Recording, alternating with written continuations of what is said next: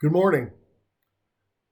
There are three dominant images this morning: the Empire State Building, Hebrew midwives, and the parable of the talents.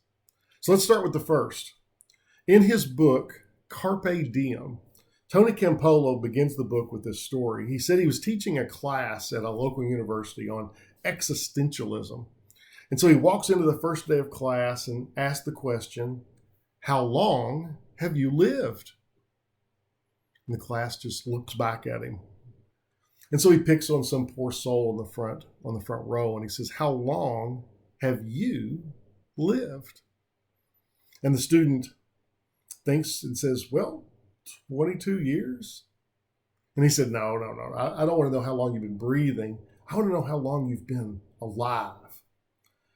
And so he goes, "Let me explain with this story." And so Tony tells him a story about a high school field trip that he took, or a middle school field trip he took when he was 12 years old. And they went to New York City.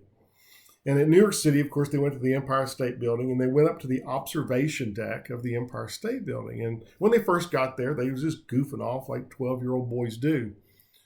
But he said suddenly he found himself at the rail, looking across this amazing city, and he thought, "Tony, you're on top of the Empire State Building." He said it was with a heightened sense of awareness that he experienced this moment. It was almost like he was watching himself experience the moment. He said, I do not know how long I will physically live, but if I were to live 1,000 years, I would remember that moment because I truly lived it. And so with that as your context, I ask you again, how long have you lived? And the young student says, "Well, gosh, if I think about it with that sort of heightened sense of awareness, probably not much more than, I don't know, a few minutes, not much more than that." You know, the truth is, most of my life has been the meaningless passage of time with all too few moments that I've truly felt alive.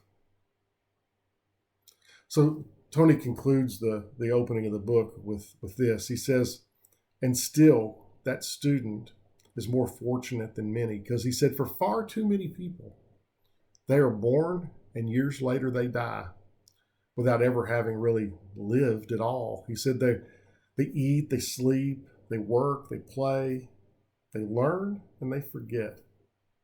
He said they play it safe and they tiptoe through life with no other aspiration other than to arrive at death safely. It's that last line that always gets me. Tiptoe through life with no other aspiration other than to arrive at death safely. Do we ever feel like we're tiptoeing through life?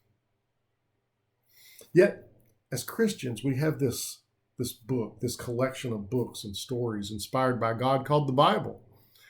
And in this Bible, I believe that it is one story from beginning to end, one story from Genesis to Revelation. You see, it's the story of God putting his family back together. It's this story of God asking us to enter into that story and be part of his story of restoration.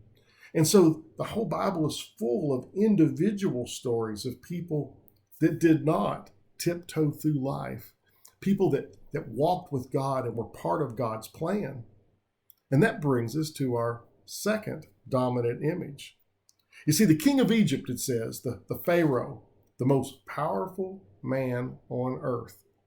He tells these lowly Hebrew midwives, when these Hebrews are giving birth, if it's a girl, you can let it live. But if it's a boy, I want you to kill it. You see, I'm going to wipe out these people. And as the girls grow up, they'll have to marry Egyptian boys. And here in a few generations, we'll be through with this Hebrew problem. But it says that the women wouldn't do it. They wouldn't do it. It says they feared God and didn't do it. Now, the truth is they had to have feared Pharaoh as well, right? I mean, he was the most powerful man on the planet. The Pharaohs ruled Egypt for 3,000 years. They were considered gods. They considered themselves a god. So the truth is they feared Pharaoh. It's that they feared God more than they feared the Pharaoh. Or maybe even said another way, they feared absolute truth and ethics. They feared what they knew to be right and wrong. They feared that more than they feared the tyrant responsible for Egypt. So the uneasy question that I get to haunt you with this morning is, what are we afraid of? What are you afraid of? What fear is driving you this week, this day? Whether you're a middle schooler and you're afraid of fitting in and looking like everybody else, or maybe you're a little bit older and your fear is not standing out and not looking like everybody else, or maybe you're a young adult trying to figure out how to manage children and career and how all this is happening in this crazy, fast-paced world. How are you going to manage that? And that's your fear. Maybe you're a little older and you're afraid of how you're going to save for retirement. Or maybe you're even older and you're worried about, well, where is my wealth going? Where is my health going? Fearful for the direction of our country. Thinking about your life. Did it matter? Am I done? You see, it's all fear. Someone I love to read is the late Frederick Buechner. He was an author and pastor, and Buechner sums up well what we were afraid of most days. He said, we're afraid of being human. He said, we're awake, we're conscious. We know what we are, and most of all, we know what we are not, and perhaps what we could be. He said the first thing that Adam and Eve did when they ate from that forbidden tree is that they're afraid and they hide. They hide because of their nakedness and shame. When Moses saw God at a burning bush, he knew it was a holy place, but it says he hid his face. Perhaps Moses knew who he was and who he was not. Maybe even had some idea of what God might be asking him to do, and he didn't want to do it. He was afraid. Can't you just send somebody else? Buechner jokes that we know this from the moment we are born. From the moment we come out of our mother's womb, we know this. He says we come out of our mother's womb, we take this deep breath, and we begin to cry. We cry with all we have. It's like we're faced with what we are and what we are not. Naked and afraid, and there's nothing left to do but cry. So what are we afraid of? Are we hiding in our shame like Adam and Eve? Or perhaps we're more like Moses, just tending the herds in Midian, happy, comfortable, doing just fine, not looking for any kind of change. Can't you send somebody else? You know, maybe that is our biggest fear, or maybe it's my biggest fear. Maybe our fear is that all of this is absolutely 100% true. All of it. God, the resurrection, Jesus, the burning bush, all of it. And our fear is what that means to our comfortable lives. Or are we more like the brave Hebrew midwives in Exodus, realizing that we need to fear ethics and truth? We need to fear God more than the Pharaoh. Another author and speaker that I like a lot is Dr. Jordan Peterson. And if you know anything about Dr. Peterson, you know he stays in political hot water all the time. And the reason is simple. He continues to say what he believes to be true. And it turns out in these days, that's all it takes to be in political hot water all the time. And he says people come up to him all the time and they say how brave he is for saying the things that he says publicly.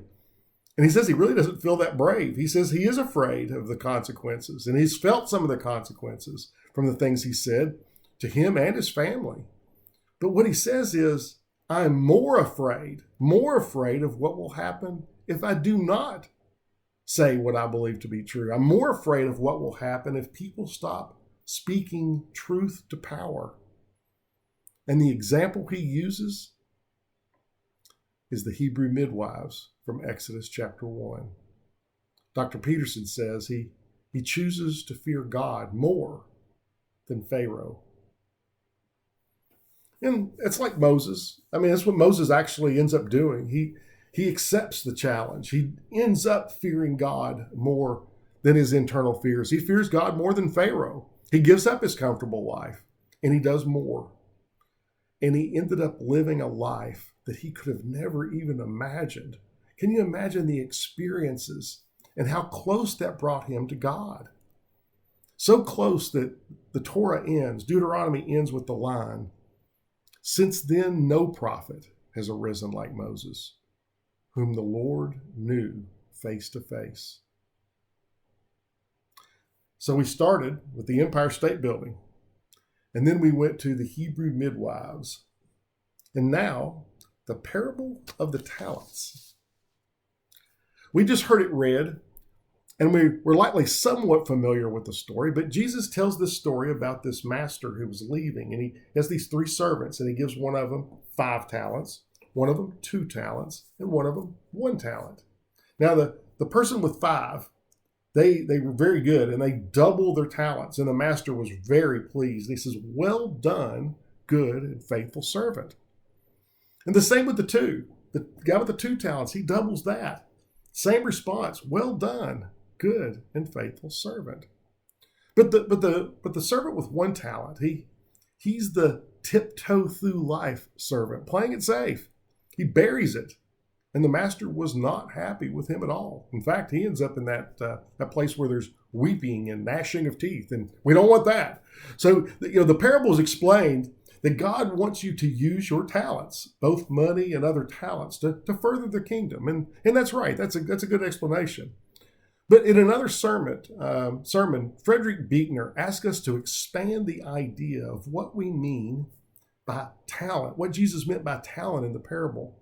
And he asked us to include everything we've been given, all experiences, even, or perhaps even especially, our painful experiences, our pain and suffering.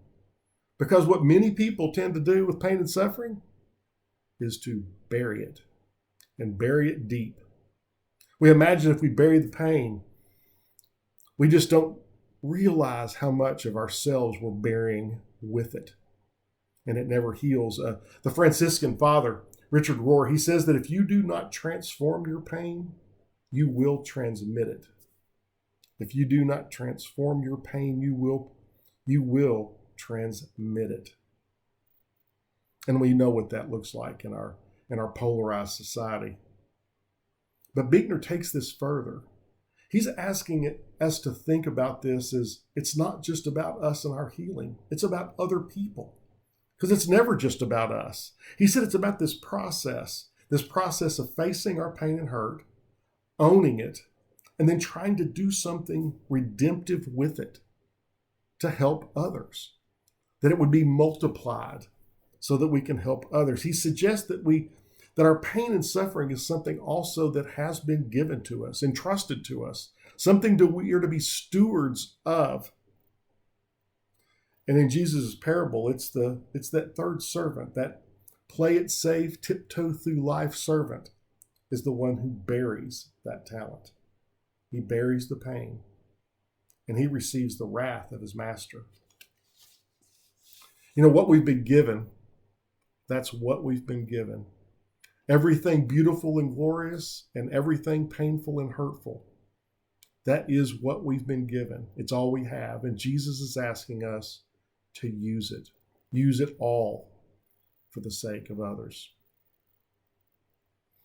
Walt Turpinning, which many of you probably know, is a guy that goes to our church, and he gave me an analogy years ago, and I've used it many times. This analogy is about a tree, and he said you've cut down this tree, and you're looking at the cross-section of the tree. You're looking at the rings of the tree. And he explains that when you're looking at the rings of a tree, you can see more than just the age of the tree. You can actually see the life of that tree. He said you can see the good years, the years with lots of sunshine and lots of rain. And you can see the bad years. You can see the years of a severe drought or a forest fire, or maybe even a strike of lightning. But he said, here's the thing. When you take the wood from that tree and you hand it to a craftsman, when you take the wood from that tree and you hand it to an artist, he said it's the combination of the good and bad years, the good and bad stuff. It's that combination that gives the wood its character. It's a combination of the good and the bad years that gives the beauty to the grain.